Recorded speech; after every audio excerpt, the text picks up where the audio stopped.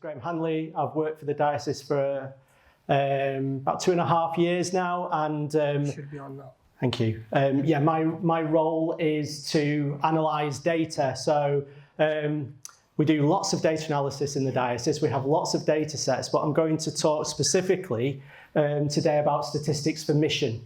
And I probably imagine that as wardens, there's probably a kind of quite a range of involvement in statistics for mission in the room. Some of you probably don't get involved at all, and it's something that the vicar at the church will do.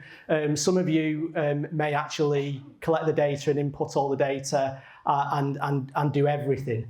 So I'm kind of aware of that. So what I'm going to do is just give an overview about what is statistics for mission. I'm going to talk a little bit about how the data is collected. I'll talk then a little bit about why it's useful and how it's used. I will share some of the analysis that we did from last year's collection, and I'll talk a little bit about this year's collection as well. Okay, so what is statistics for mission? So essentially, it's an annual survey of attendance and participation. It covers the whole Church of England, and it's been collected since 2011. Previously, and I think it's been collected for years and years, it was known as just church statistics.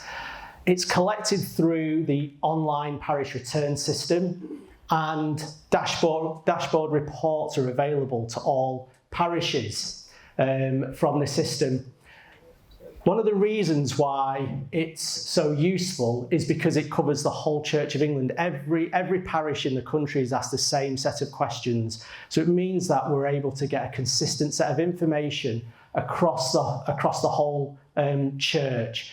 And it's generally the same questions that are asked year on year. So again, we're able to look at trends in trends data as well. So what are the key things that are collected? So worshipping community. So this is a measure of if everybody who came to your church during the month came on one Sunday, how many would there be?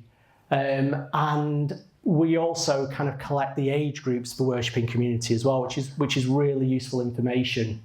The electoral roll, attendance. So there's a special set of measures that measures attendance during the week of October.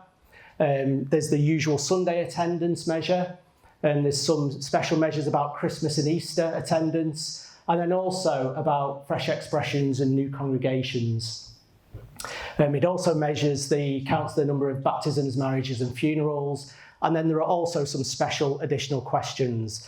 Last year, the additional question was about social action, and this year the additional question is about new congregations.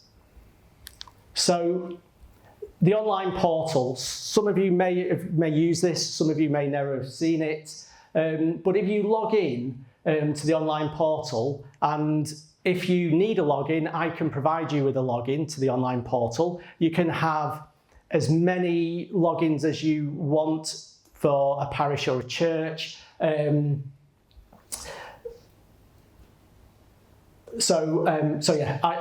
can set those up. So when you log into the online portal, it actually collects more than just statistics for mission. It also collects parish finance returns, and it also collects the energy footprint tool data.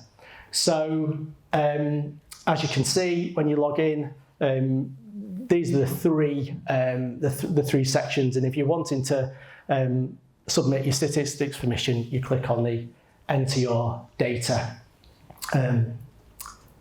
button. So when you go into the form will ask you a set of questions. You type the numbers in the boxes, you click next, you can save, you can return to the same menu. So you can do it in sections, or you can do the whole thing. But you can save it and come back to it with your login.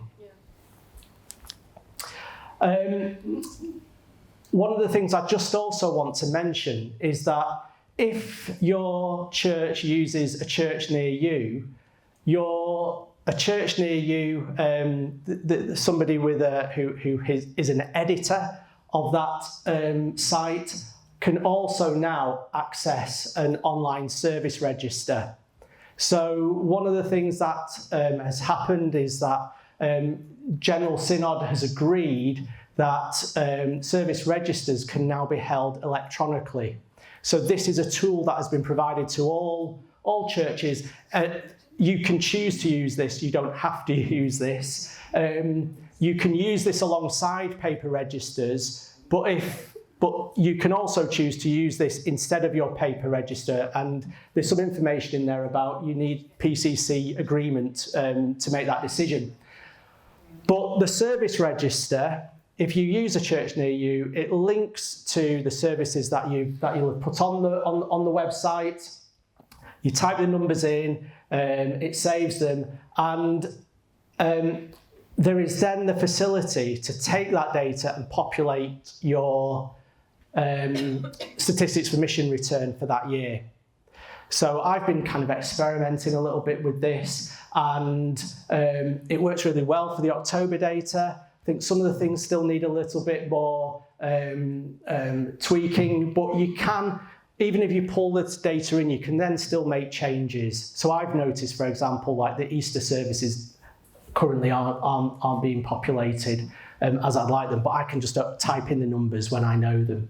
So it might be a useful tool that some of you may choose to use.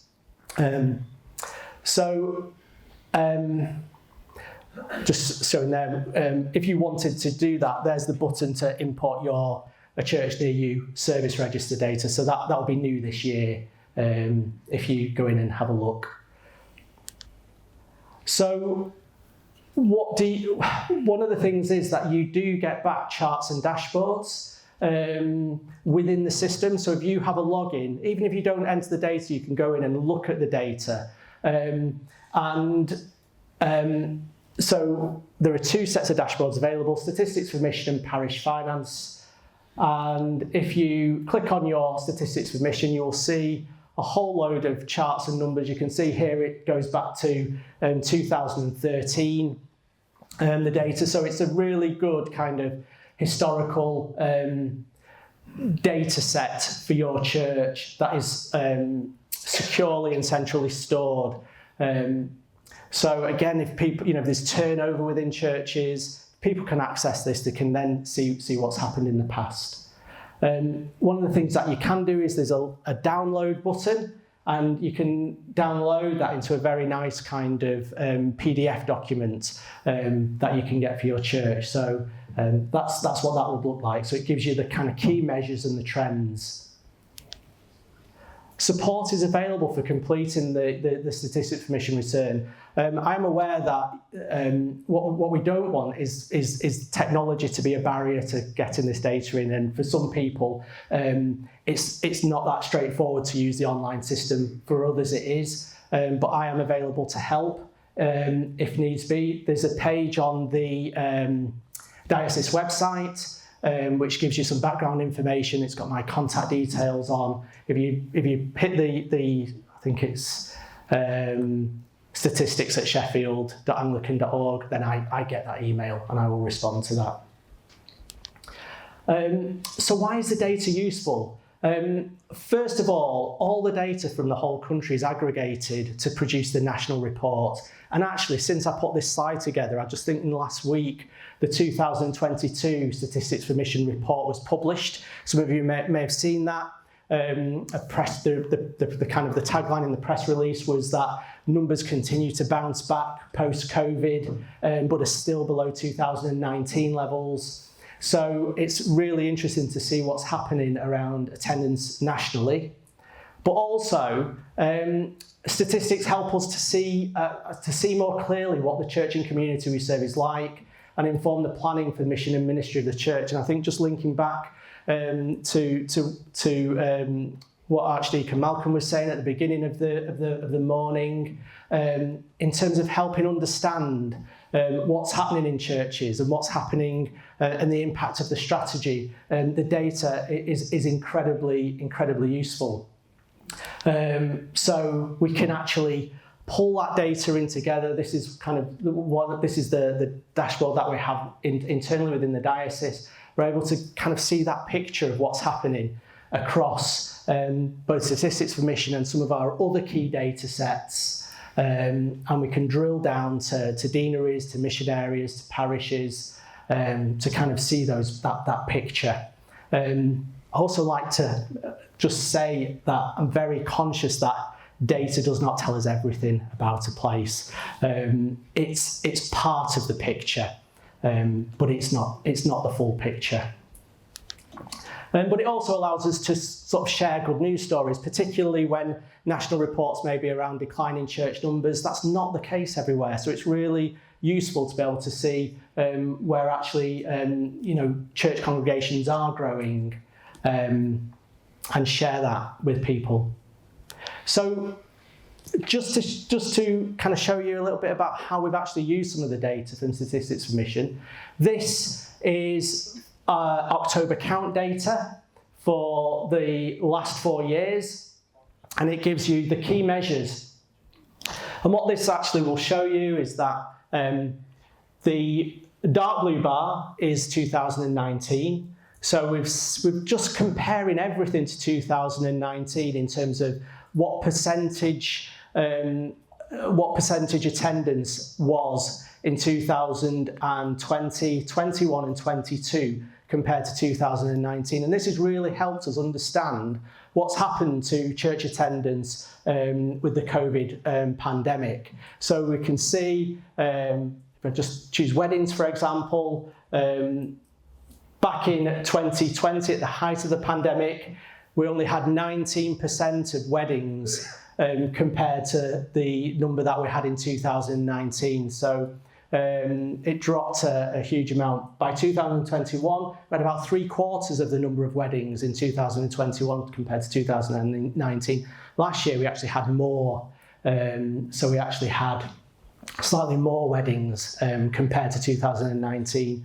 But in terms of the key measures of attendance, of average weekly attendance and worshipping community, we're about 3/4 to 4/5 in terms of the numbers attending.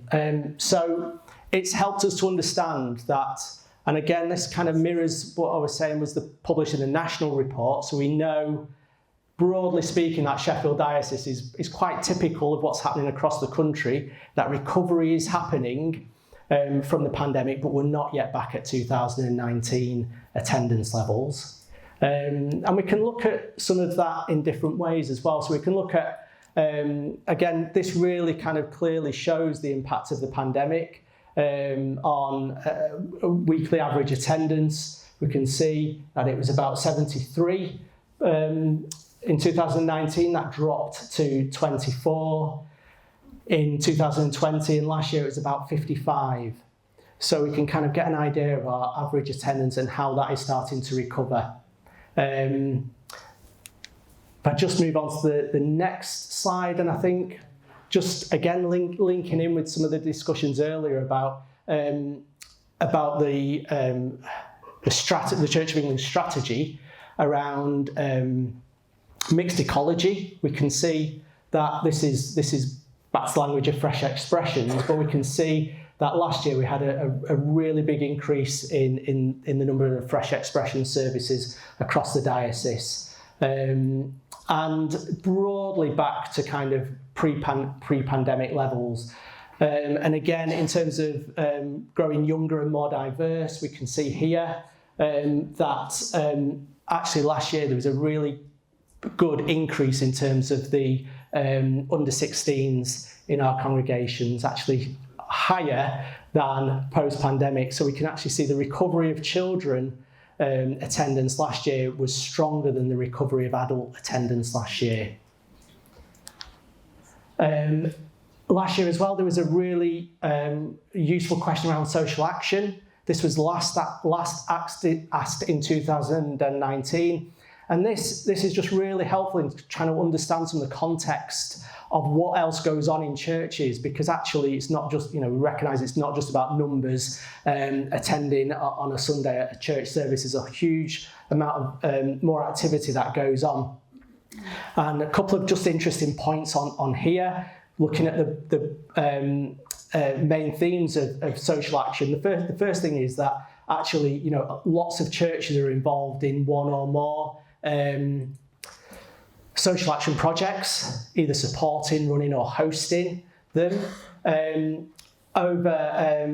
It's almost around 70% of our churches are involved or support food banks. And what we can see, if we compare 2019 and 2022, is the areas that kind of increased with food banks and money matters and debt advice, and possibly kind of reflecting the changes around cost of living and some of the impacts, and just seeing churches being able to sort of respond to need within the community there. Okay, so just to briefly talk a bit about this year. So we're obviously in November now, so the October count has kind of happened, all those services have happened. What we are requesting, and I have kind of this request has gone out, is if possible, if churches can put their October count data into the parish return system now, then we can see it. You don't need to submit it, you just need to put the figures in and we can access them. And it's not anything extra, it's just doing a bit now and then finishing the rest of it off in January, which is when the remaining questions can be submitted.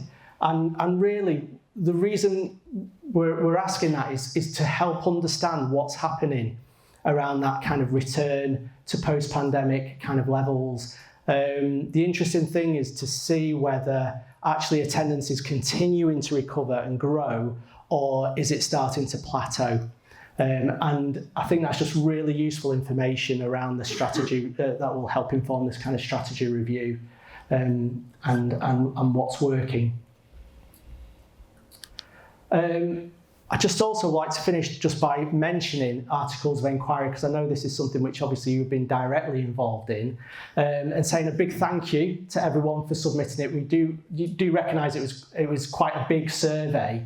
I'm saying thank you on behalf of kind of the archdeacons, partly because the data also comes to me, so I've been doing some of the analysis, and it's really also to kind of let you know that this data is incredibly useful. It covers safeguarding buildings, diversity, inclusion and participation, and that data has been analysed and it can tell some really useful information. So just for example, we know that 96% of the parishes have a parish safeguarding officer. Very useful information that there isn't any other way of getting. And that's kind of I suppose, how I'd sort of describe the data that's collected. That data has been shared with the relevant teams in Church House, and that is being used now as part of their planning.